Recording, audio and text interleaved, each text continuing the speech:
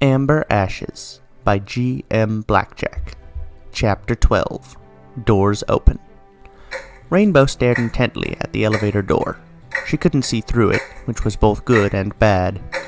Good because it meant anyone hunting them down couldn't see them. Bad because she couldn't see where they were going. The clank, clank, clank had become clank, clank, clank at this point. It was still possible for the three of them to hear each other speak, but it was no longer possible to force the rhythm of the mesh into the background. It was oppressive, demanding, and all-encompassing. Rainbow's pulse cannon was aimed directly at the doors. Rarity was still standing on her hind hooves, though she had taken to leaning on the elevator wall to keep from tiring herself while still being ready to jump into action. Fluttershy had her wings pressed tightly to her armor, having arranged her swords over them to provide spotty armor. There was no warning. The ding of arrival happened at the same time the doors opened. There was a crew of 6 mechanics on the other side, waiting for the elevator atop a smooth bronze disc the size of a hoofball field. They froze in surprise when they discovered the elevator had occupants. Only one of the occupants froze. The other 2 jumped out. Rainbow fired her pulse cannon twice, ejecting a pinkish-purple burst of energy from the device strapped to her hoof. The coursing projectiles each hit a different pony. Upon impact, the attack absorbed into the pony's skin, interacting with their nervous system and shocking the entire body into unconsciousness. The ponies flew back from the impact, smacking into their colleagues. Rarity took the opportunity to rush forward, swords high in the air. The mechanics in the back managed to slip their wrenches out quickly enough to catch her blades. She had expected something like this to occur. Using the grip of the wrenches to propel herself forward, she kicked the ponies' skulls as hard as she could manage. Dazed, they were easy targets for the pulse cannon. The remaining 2 ponies split. One took on Rarity, and the other took on Rainbow. Rainbow was expecting an easy victory, which allowed her attacker to jump over her shimmering projectile. The mechanic punched Rainbow across the face, knocking her to the ground. He was a stallion, young, much younger than Rainbow, but his eyes filled with determination. He swapped his wrench out for a screwdriver and aimed it at Rainbow's neck, careful to use his other hooves to pin her wings. He drove the screwdriver down. Rarity skewered him in the side with enough force that he fell off Rainbow, screaming in agony. Rarity removed the sword as quickly and neatly as she could, but the blood still squirted out onto Rainbow's stomach. Rarity herself had suffered a cut along her back leg, punishment for ignoring her own attacker for the sake of Rainbow. She didn't appear to feel it, a fact Rainbow noted with respect. "He needs medical attention," Rarity said, placing a hoof on the elevator wall. "You should take him." The only remaining mechanic, a mare with a bloodied knife strapped to her hoof, stared at the downed stallion in shock. "I said he needs medical attention," Rarity shouted. "He will bleed out if you don't treat him." Right." The mare scrambled into the elevator shaft, removing some bandages from her kit. She began wrapping him up, though it didn't completely stop the bleeding. Rainbow stood up and stretched her wing. "Thanks, Rarity. You okay?" "If it gets infected, it will be a problem. Otherwise, I will be fine." She frowned. "We should move. She will raise the alarm when she takes him in." "First," Fluttershy walked up to the mare. "Hey, have you seen the thief recently? We're looking for her." The mare stared at her in dumbfounded shock. "If you tell us where she is, you'll know we'll be looking for her too. We'll all be in the same spot. Easier to capture." She was last seen near the heart of the mesh." "Ah." Fluttershy looked up and out of the elevator. Clank, clank, clank. "I think I know where that is." She turned her attention to the injured stallion. "You will need to apply pressure and change his bandages every hour. Feed him more than the average pony. Even if he survives, he'll walk into a furnace. Then it's your job to ensure he doesn't." Fluttershy stood up, Turning to her friends, they understood that now it was time to go. They carefully trotted over 4 unconscious ponies and stepped out onto the bronze disc. "There," Rainbow said, gesturing at a large copper ladder that went up into the mesh. "We use that." Her 2 friends nodded, heading toward their goal. No one looked back at the battle they left behind. "Stay here," Riot shouted to Pinky and the others, rushing the monstrous bird. She pulled a lance off her back, pushing a button and extending it to 4 times her own body length. The tip ignited with a green, leafy aura that launched tiny vines at the bird. The attack passed right through the bird's cosmic feathers while bouncing harmlessly off the obsidian foot. Rage appeared from behind, wielding an immense hammer in his hooves. He brought it down in front of the bird, prompting a fist of solid earth to erupt from the ground and connect with the beast's jaw. This got the bird's attention. With a squawk, an invisible pulse hit Rage, throwing him through the window of the town bar. Riot took the opportunity to pull out a rifle, brimming with orange magic, aiming right at the bird's eye. It had apparently encountered guns before, because it knew to get out of the way, allowing the orange laser to pass harmlessly into its starry feathers. More hunters arrived in a matter of seconds, activating any number of complex spells and weaponry, most of which were simply devoured by the monster's feathers. "Pinky!" Twilight shouted, forcing her attention away from the monster. Twilight had already created a portal back to the desert, both her and Applejack waiting for her on the other side. "You're leaving?" "We're leaving!" Twilight shouted. "We aren't welcome here. Come on." Pinky heard a squawk and a scream behind her. No, we can't leave. They need our help. We're heroes." "We are not heroes," Twilight shouted. "We are ponies, and the gods of this world are going to skewer us." "Skewer you," Pinky interrupted. "They're going to skewer you. I... She was having enough difficulty accepting that gods, plural, definitely existed in this world, and were apparently like the cantankerous deities of myth. "You just want to protect yourself." "Yeah, I do. I don't need to be there. The hunters can handle it for themselves. They're used to this." Pinky glanced behind at the battle unfolding. Already several buildings were flattened. She saw blood, though she couldn't see who it was coming from. The hunters tried a coordinated attack, but once again the invisible force pushed them away, breaking a few bones. Pinky shivered. They need help. They've lived without me for— "You're being selfish!" Pinky shouted, waving a hoof in anger. You have all this power and you're not willing to risk anything? What kind of leader are you?" "We don't have time for this. Come on." "I'm not leaving," Pinky said, putting her hoof down. "It's not right to leave them." "You can't do anything!" Pinky turned her back on Twilight. "And you can." Pinky heard Twilight's "ugh" and the pop of a closing portal. She swallowed hard. That was very stupid of me. Shaking, she turned to look at the feathered monster once more. It was laying waste to musk, and while the hunters were doing an amazing job of moving ponies out of the way, given the blood and the screams she'd heard, some pony had probably died in this mess, even if she couldn't see it. The bird could have eaten them, for all she knew. No pony with a blade was allowed close enough to do anything, the invisible barrier keeping them at bay. Most projectiles could be deflected, or were simply allowed to vanish within the starry darkness of the bird's feathers. Only the guns seemed to be of any effectiveness, and the monster dodged those, despite its size, always moving to allow the shot to vanish into the darkness. Pinky got an idea. She didn't like the idea. "What is a cosmic beast doing here?" Riot shouted, launching a massive bomb at the monster. The explosion's shockwave broke glass in all the nearby buildings that remained standing, but did nothing to the intended target. "We're of no interest to them." "Our visitor?" Rage suggested, trying to cut through the barrier with a red sparking drill, to no avail. "Was she really that important?" "It may be so," Brick called, rushing into the fight himself, brimming with the orange gift of Jupiter. The gods themselves ejected her, but did not smite her.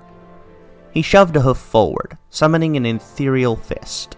The divine favor pushed toward the bird, and the bird swept it away with a wing.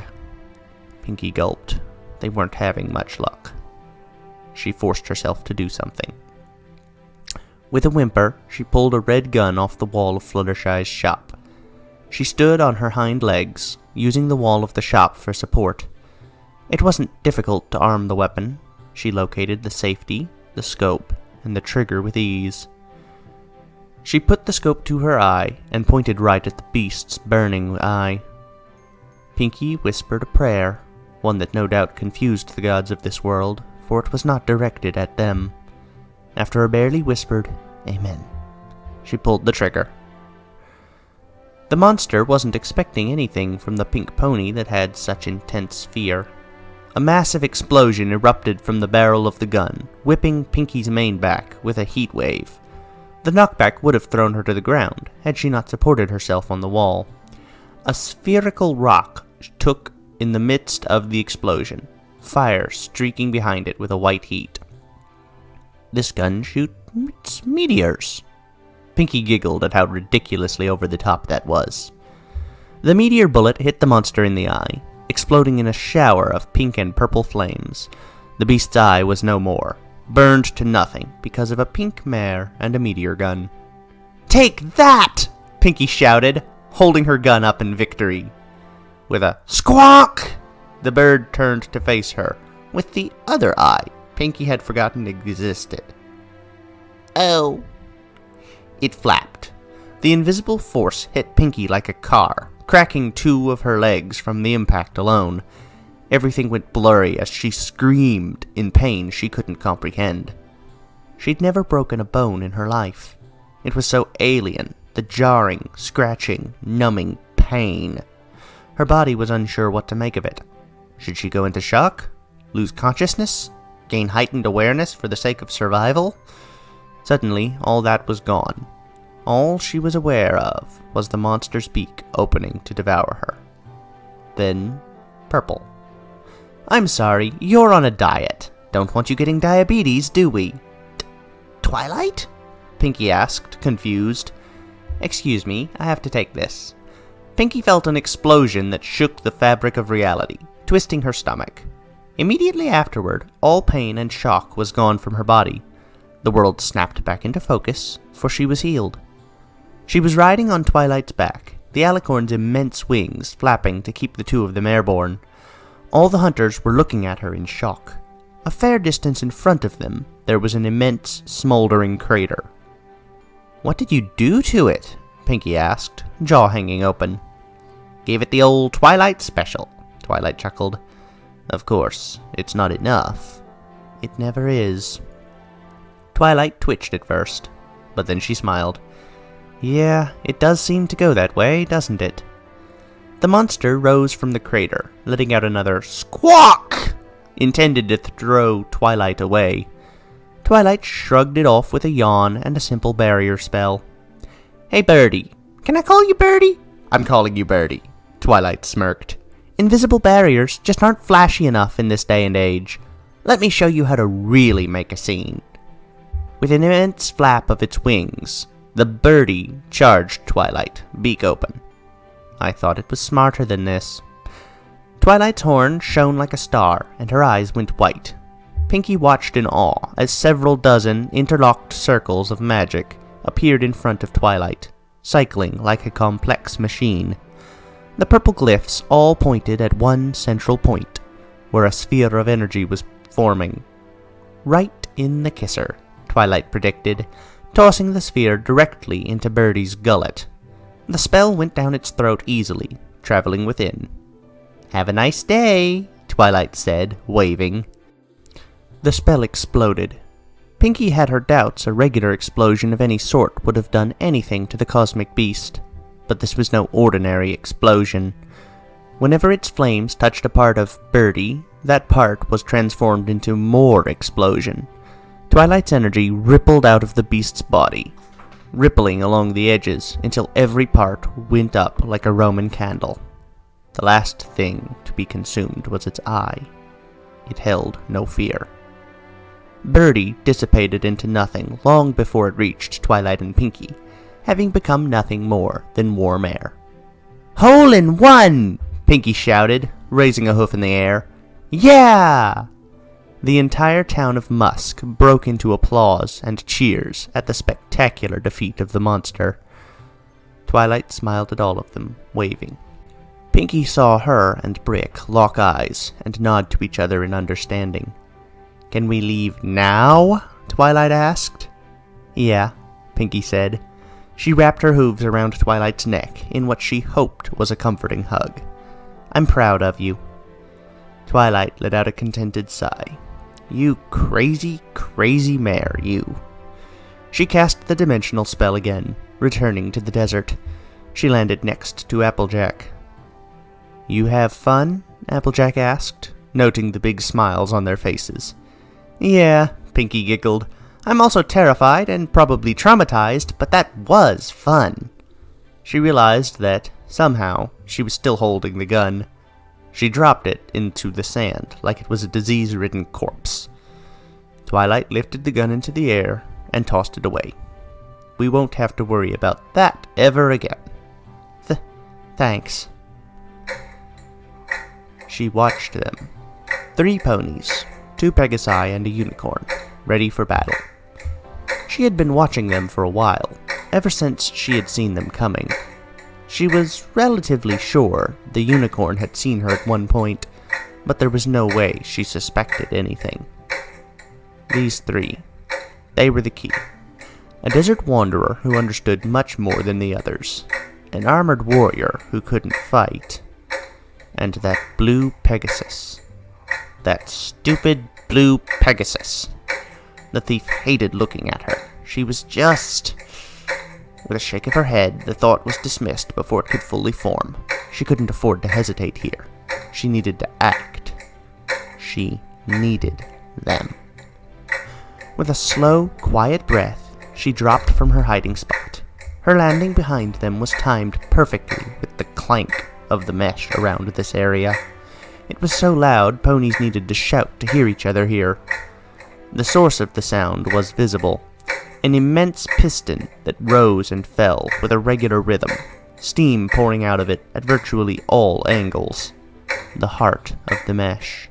An important place crawling with ponies, but, unfortunately, it had been a completely useless visit. Which just left these 3. "Hey!" she called. "I don't want any trouble!" The unicorn whirled around first. An easy action, seeing as she was walking on her hind hooves. She pointed a sword at the thief and growled as her 2 companions continued turning. "Neither do we!" "Good." The thief removed the part of her suit that covered her face, revealing her blue coat and multicolored mane. "I am the Blue Bolt." The unicorn and the armored Pegasus stared at her in shock. The other Pegasus... She just grinned. Oh, how that made the Blue Bolt's blood boil. "Let me guess. Your real name is... Rainbow Dash?" "You can shut up right now," Bolt responded in a voice identical to Rainbow's. She reached into her suit and took out the dimensional device. "I need you to get this thing to work. I saw you access New Alice City. I need to go home, and you need out of this mesh." She narrowed her eyes. "What do you say? Deal?" I wonder if any of you noticed that Rainbow Dash is the only one who I haven't made the cutie mark replaced by the one on the symbol. Now, admittedly, I didn't replace all of them the first time we met them because I didn't realize I should be replacing all of them, though in retrospect it was kind of obvious. But even now, Rainbow Dash was the only one who I hadn't replaced. And the answer was, quite simply, that she wasn't the Rainbow Dash from this story. Rather, that's Blue Bolt's job. Anyway, let's see. That was the obvious thing to mention. Yes. I probably could make the clanking in the background louder, but I don't want it to cause you trouble hearing me narrate, so it's not gonna get that loud. This is as loud as it's gonna get. I wonder if this Twilight does not have access to some sort of dimensional pocket she can hold the gun in, but honestly, I suspect the main reason she tossed the gun away is, well, obviously there was the bit about Pinky not liking it, but also, I doubt she is bothering to prepare for a possibility of a dangerous fight. She strikes me as the sort who believes that she can handle anything that her companions might be capable of dealing with. Which is probably true, but still, just tossing and getting rid of that gun doesn't seem like a smart move to me.